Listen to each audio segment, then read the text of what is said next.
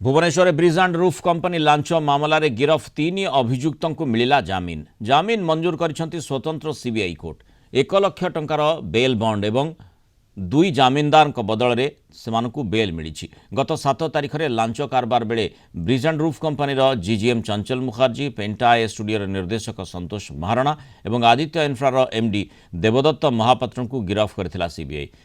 एथिसह गाड़ी 10 लाख टंका जबत करिथिला। गिरफ अभियुक्त मानकु 2टी पर्याय नहीं सीबीआई जेरा करिथिबा बेले सेमानक ठारु बहु गुरुत्वपूर्ण तथ्य हासिल करिथिबा कुहा जाउछि। दीर्घ 1.5 घंटा 2 घंटार आर्ग्युमेंट चलला। The team of public prosecutors जो माने थिले से माने भी तांकर पक्ष रखिले, बट उभय पक्ष सुनिला परे ऑनरेबल कोर्ट 3 जन को जामीन प्रदान करचंती।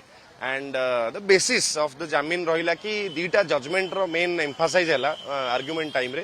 गोटे हला Arnesh Kumar versus state of Bihar आउ Prem Prakash versus union of India, जोटा कि दर मेन रहुची सुप्रीम कोर्ट रहुची कि bail is a rule and jail is an exception.